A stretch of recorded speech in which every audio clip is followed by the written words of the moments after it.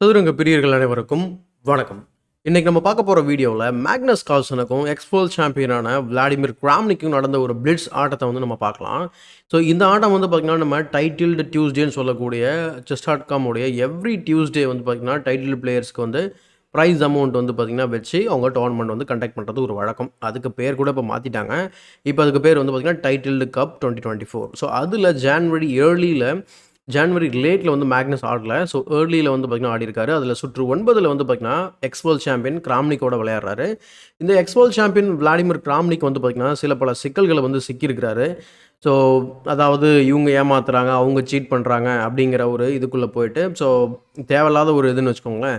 Even ஹிக்காரோ கூட வந்து பார்த்திங்கன்னா அவர் வந்து சஸ்பீஷ் பண்ணியிருக்கிறாரு அப்படிங்கிறது தான். பட் நம்ம அந்த மாதிரி விஷயங்கள் அதிகமாக நம்ம சேனலில் பேசுறது கிடையாது. ஏன்னா நிறைய பேருக்கு வந்து பார்த்திங்கன்னா அது இன்ட்ரெஸ்ட்டாகவும் இருக்காது. ஸோ அது ஒரு பக்கம் இருந்தாலும் எதுக்காக சொல்கிறோம் அப்படின்னா, மேபி இதெல்லாம் வந்து மைண்டில் வச்சு கூட மேக்னஸ் வந்து இந்த மாதிரி ஒரு டிஸ்ரெஸ்பெக்ட் பண்ணுறதுக்கான வாய்ப்புகள் இருக்கலாம். ஸோ என்ன காரணம் அப்படின்னா, சர்வர் ப்ராப்ளத்தால் வந்து பார்த்திங்கன்னா ஐ திங்க் விளாடிமிர் கிராம்னிக்கு அவரோட கேம் ஸ்டார்ட் ஆகும்போது 1 நிமிஷம் 39 செகண்ட்ஸ் வந்து கிளாக்கில் இருக்குது. ஓகேங்களா? ஸோ கேமோட டைமிங் நான் சொல்லிடுறேன். 3 நிமிஷம் 1 செகண்ட் இன்க்ரிமெண்ட். இது ஆன்லைனில் பிளிட்ஸ் விளையாடுறது. ஓகேங்களா? ஸோ அவருக்கு வந்து டைம் வந்து பார்த்திங்கன்னா கேம் ஸ்டார்ட் ஆகும்போது அதான் 1.39 செகண்ட்ஸ் வந்து கிளாக்கில் இருக்குது. அதனால் மேக்னஸ் வந்து ஃபஸ்ட் மூவ் வந்து கிராம்னிக் வந்து விளையாடுறாரு. விளையாடின உடனே அவர் வந்து வெயிட் பண்ணுறாரு கால்சன். கிட்டத்தட்ட வந்து பார்த்திங்கன்னா ஒரு 1.2 மினிட்ஸ் வந்து பார்த்திங்கன்னா வெயிட் பண்ணிகிட்டே இருக்காரு. ஒன்ஸ் அந்த டைம் வந்து கிராம்னிக்கோட டைமோட மேட்ச் ஆனதுக்கப்புறம் கேம் வந்து ஸ்டார்ட் பண்ணுறாரு. அதுவும் எப்படி ஸ்டார்ட் பண்ணுறாரு அப்படின்னு சொல்லி பார்த்தீங்க அப்படின்னு சொன்னாக்கா, ஐ திங்க் நம்ம வந்து போர்டை ஃப்ளிப் பண்ணணும்னு நினைக்கிறேன். ஈவன் படத்தை கூட நான் மாற்றி தான் வச்சுருக்கேன். பட் போர்டை ஃப்ளிப் பண்ணல. எனிவே ஸோ H6 ஸோ இதுதான் சொன்னோம் நம்ம டோட்டல் டிஸ்ரெஸ்பெக்ட் அப்படின்னு சொல்லிட்டு. ஒரு எக்ஸ் வேர்ல்ட் சாம்பியனை வந்து இந்த மாதிரி நம்ம வந்து அவர் வந்து ட்ரீட் பண்ணால் அதுக்கு பின்னாடி மேபி நான் சொன்ன காரணமாக கூட இருக்கலாம். ஏன்னா இவர் வந்து எக்ஸ் வேர்ல்ட் சாம்பியன்ஸ் எல்லார் மேலேயும் பயங்கர ரெஸ்பெக்ட் வச்சுருப்பார். ஸோ ஆஸ் எ செஸ் பிளேயராக எப்படி நம்ம வந்து ட்ரீட் பண்ணணுன்றதும் அவருக்கு தெரியும். நம்ம சொல்லிக் கொடுக்க தேவையில்லை. பட் இருந்தாலும் இந்த மாதிரி வந்து விளையாடுறாரு. அதுக்கான காரணம் நான் ஏற்கனவே சொன்ன மாதிரி அதை தான் நினைக்கிறேன். I am not sure. உங்களோட தாட்ஸ் என்ன அப்படிங்கிறத கமெண்ட் செக்ஷனில் சொல்லுங்கள். So D4 at E6, night C3, A6. அதாவது ஓப்பனிங் பிரின்சிபல்ஸ் எல்லாத்தையுமே வந்து பார்த்திங்கன்னா ஆல்மோஸ்ட் எல்லாத்தையும் வயலேட் பண்ணுறாரு. சென்டர் தான் கண்ட்ரோல் பண்ணணும். நேற்று கூட வந்து ஒரு இன்டர்மீடியட் குரூப்புக்கு வந்து நான் வந்து கிளாஸ் எடுத்துகிட்டு இருந்தேன். சென்டர் தான் கண்ட்ரோல் பண்ணணும், அதுக்கப்புறம் தான் பீஸை டெவலப் பண்ணணும் அப்படி சொல்லிட்டு இருந்தேன். ஆனால் இங்கே வந்து பார்த்திங்கன்னா அவர் சென்டரையும் கண்ட்ரோல் பண்ணல, பீஸையும் டெவலப் பண்ணல. தேவையில்லாத don't make unnecessary pawn moves இந்த ஓப்பனிங் அப்படின்னு ஒரு பிரின்சிபல் இருக்குது. ஸோ அதுதான் வந்து இங்கே பண்ணிகிட்டு இருக்காரு கால்சனை. So knight F3, pawn to B5, திரும்பவும் B5, அடுத்து bishop D3 and then pawn to C5. 5 pawn move பண்ணாலும் கூட இந்த இடத்துல வந்து பார்த்திங்கன்னா ஒயிட் வந்து பார்த்திங்கன்னா லீச்சஸில் இருக்கக்கூடிய ஸ்டாக் ஃபிஷ் வந்து பார்த்திங்கன்னா கதறது ஒயிட் இஸ் கம்ப்ளீட்லி பெட்டர் அப்படின்னு சொல்லிட்டு. ஓகேங்களா? ஸோ D-Take C5க்கு அப்புறம் ஒரு பிஷப் வந்து டெவலப் பண்ணுறாரு. அதுக்கப்புறம் கேசல் பண்ணிடுறாரு. கேசல் பண்ணதுக்கப்புறம் பிஷப் B7. இப்போ தான் வந்து மேக்னஸ் வந்து பீஸை வந்து டெவலப் பண்ண ஆரம்பிக்கிறாரு. ஆனால் இந்த பிஷப்போட போஸ்ட் பார்த்தீங்கனாலும் உங்களுக்கே தெரியும், ரொம்ப ஸ்ட்ராங்காக இருக்குது. ஆக்சுவலாக இந்த 2 பீஸுமே இப்போ தான் டெவலப் பண்ணார். பட் அது ரொம்ப ஸ்ட்ராங்காக இருக்குது. A4 கொஷின் பண்ணுறாரு B5. அப்புறம் B4 ரொம்ப வீக்கான ஒரு பான்னு வச்சுக்கோங்களேன். நைட் E2க்கு அப்புறம் நைட் F6 போகிறாரு. அப்புறம் வந்து பார்த்திங்கன்னா knight to G3, pawn to D6 and then queen E2. Queen E2 எல்லா கடைசி சில மூவ்ஸ் எல்லாமே வந்து பார்த்திங்கனாக்கா இந்த E5 ஸ்கொயரில் இருக்கக்கூடிய கண்ட்ரோலை வந்து பார்த்திங்கனாக்கா அவங்க சுட்டி காமிக்கிறாங்க. A5 சூப்பரான ஒரு மூவ். கிராம்னிக் விளையாடின ஒரு மூவ். என்ன காரணம் அப்படின்னு நம்ம பார்க்கும்போது இந்த B4 பான் வந்து பார்த்திங்கன்னா இப்போ தனியாக இருக்குது அப்படிங்கிறதுனால ஈஸியாக டார்கெட் பண்ணலாம். எக்ஸாம்பிளுக்கு வந்து பார்த்திங்கன்னா பிஷப் வச்சு ப்ரெஷர் பண்ணுறது, அடுத்து ரூக்கை ப்ரெஷர் பண்ணுறது. ஸோ இப்படி வந்து பார்த்திங்கன்னா குயினை வந்து பேட்டரி ஃபார்ம் பண்ணி ப்ரெஷர் பண்ணுறது. ஸோ எக்ஸலண்ட்டான ஒரு move. So queen C7, bishop D2 எதிர்பார்த்த மாதிரியே H5 போயிடுறாரு. இப்போ அவரோட ஐடியா என்ன அப்படின்னா கிங்கை வந்து சென்டரில் வச்சுக்கிட்டு கிங் சைடில் வந்து பார்த்திங்கன்னா லைன்ஸை ஓப்பன் பண்ணி அட்டாக் பண்ண போகிறாரு. கிங்குக்கு வந்து பார்த்திங்கன்னா இங்கே ஒரு ஸ்கொயர் E7ல் இருக்குது அப்படிங்கிறது தான் விஷயம். So bishop G5, night E5. So பானை வந்து டபுள் பண்ணாலும் அவருக்கு சென்டர் கண்ட்ரோல் கிடைக்குது இந்த இடத்துல. அதனால தான் வந்து பானை டபுள் பண்ணுறாரு. So bishop F6 and then GF6. So 2 set of double pawn வந்து வச்சிருக்காரு. ஆனால் வந்து பார்த்திங்கன்னா கிங்கை வந்து ஒன்றும் செய்ய முடியாது. ஸோ இந்த மாதிரி சூப்பரான ஒரு 4 பான் வந்து கிங்குக்கு அழகாக பாதுகாப்பு கொடுக்கும். இந்த பொசிஷனில் வந்து அந்த ஏன்னா ஈஸியாக நீங்கள் கேல்குலேஷன் பண்ணியிருப்பீங்க. இதில் வந்து மேக்னஸ்க்கு வந்து ஒரு பான் வந்து ஃபால் ஆகும் அப்படின்னு சொல்லிட்டு. அதே மாதிரி அவர் வெட்டுறாரு.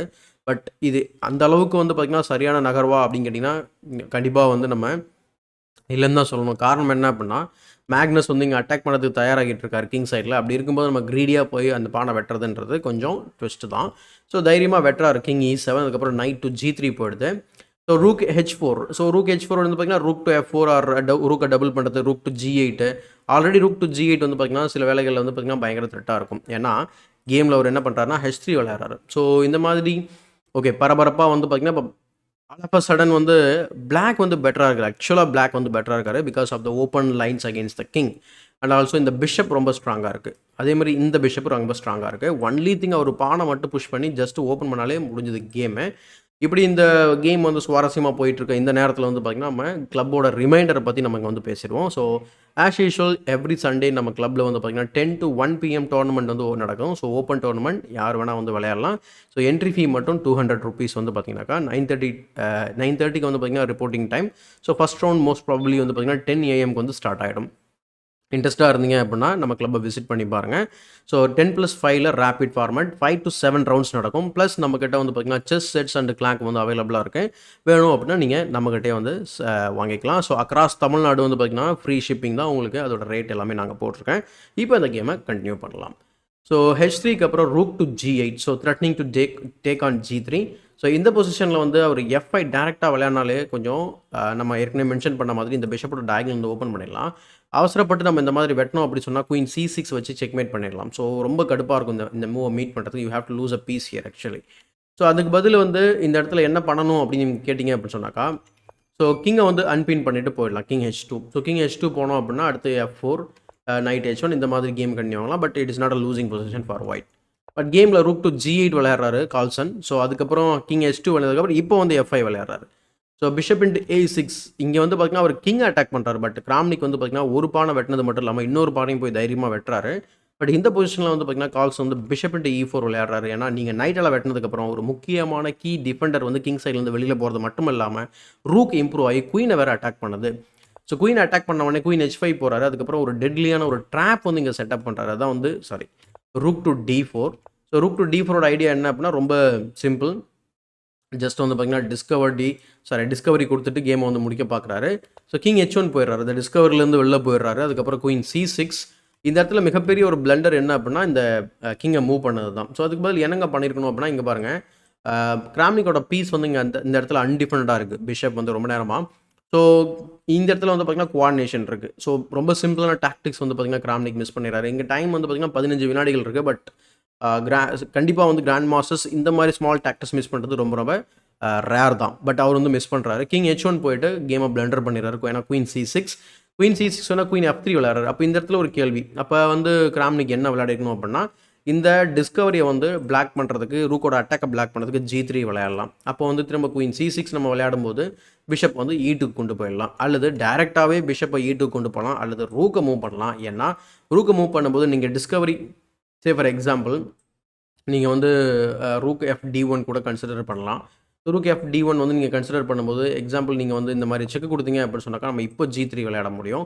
அதுக்கப்புறம் தேவைப்படும் போது நம்ம பிஷப்பை டிஃபென்ஸ்க்கு இந்த மாதிரி கூட்டிகிட்டு வந்துடலாம். ஸோ இதுதான் வந்து இங்கே இருக்கக்கூடிய விஷயம். பட் கேமில் வந்து பார்த்தீங்கன்னா king H1, queen C6, threatening checkmate and the bishop. So queen F3, queen into A6 and then C3, B into C3. This is dead lost for white. So just வந்து பார்த்தீங்கன்னா ட்ரை பண்ணுறாரு. Bishop B4, queen C7 check, king F6, அதாவது king எந்த இடத்துல இருக்குன்றதை பாருங்கள். அது எப்படி உட்காந்துருக்கு அப்படிங்கிறதையும் பாருங்கள். ரொம்ப ஒரு இன்ட்ரெஸ்டிங்கான ஒரு கிங் பொசிஷன். நீங்கள் ஐ திங்க் இந்த மாதிரி எத்தனை கேமில் நம்ம பார்த்துருக்கோம் அப்படிங்கிறது தெரியல. பட் இந்த மாதிரி நம்ம வந்து பிளிட்ஸ் கேம்ஸ் நம்ம அடிக்கடி கவர் பண்ணோம் அப்படின்னா இந்த மாதிரி வேர்டான பொசிஷன்ஸ் நிறையா வந்து கிடைக்கும். குயின் B6, அதுக்கப்புறம் வந்து பார்த்திங்கன்னா குயின் டெக்ஸ் B6. கண்டிப்பாக வந்து எக்ஸ்சேஞ்ச் பண்ணால் வந்து பிளாக் தான் benefit. So A into B6, rook to B8, rook A6 விளையாடுறாரு. அதுக்கப்புறம் கால்ஸ் வந்து ரூக் D6 விளையாடி அந்த பானை ரவுண்ட் அவுட் பண்ணிடுறாரு. ஸோ இந்த பொசிஷனில் வந்து பார்த்திங்கன்னா அவருக்கு டைம் ரொம்பவே கம்மியாக தான் இருந்தது. இந்த மூவ் விளையாடும் போதெல்லாம் 3 வினாடி தான் இருந்தது. பட் ஒன்ஸ் மேக்னஸ் இந்த மூவ் வச்ச உடனே வந்து பார்த்திங்கன்னா அவருக்கு டைம் வந்து ஃபாலோ ஆகிடுது, ஃப்ளாக் ஃபாலோ ஆகிடுது. ஸோ இந்த காரணத்தினால வந்து பார்த்திங்கன்னா கிராம்னிக் வந்து டைமில் வந்து லாஸ் ஆகிடுறாரு. ஸோ இந்த கேம் வந்து பர்டிகுலராக எதுக்கு வந்து நம்ம வந்து காமிக்கிறோம் அப்படின்னு சொல்லி நம்ம பார்க்கும்போது கிராம்னிக் வந்து பார்த்திங்கன்னா இந்த மாதிரி ஒரு சில என்ன சொல்கிறது சீட்டிங் வந்து பண்ணுறாங்க அப்படின்னு சொல்லி மாட்டிக்கினாரு. ஸோ அதனால வந்து மேக்னஸ் கால்சன் வந்து இவரை கலாய்க்கிற மாதிரி விளையாடி இருந்தார். ஸோ அதனால தான் நம்ம இந்த கேமை வந்து பார்த்தோம். ஸோ இந்த வீடியோ பிடிச்சிருந்தா லைக் போடுங்க, மற்றவங்களுக்கு மறக்காமல் ஷேர் பண்ணுங்கள். இன்னும் நம்ம சேனலை சப்ஸ்கிரைப் பண்ணலை அப்படின்னா சப்ஸ்கிரைப் பண்ணிட்டு பெல் பட்டனை ப்ரெஸ் பண்ணி வச்சுக்கோங்க. ஆஸ் யூசுவல் நம்ம சண்டே அன்னைக்கு வந்து பார்த்திங்கன்னா டோர்னமெண்ட் இருக்குது, அதோட ரிமைண்டர் தான் அகெயின். அண்ட் ஆல்சோ வந்து பார்த்திங்கன்னா நம்மகிட்ட chess sets and chess clock வந்து அவைலபிளாக இருக்குது. ஸோ இன்கேஸ் உங்களுக்கு தேவைப்பட்டால் என்னோட நம்பருக்கு நீங்கள் காண்டாக்ட் பண்ணி ஸோ நீங்கள் வந்து பர்ச்சேஸ் பண்ணிக்கலாம். அக்ராஸ் தமிழ்நாடு ஃப்ரீ ஷிப்பிங் தான்.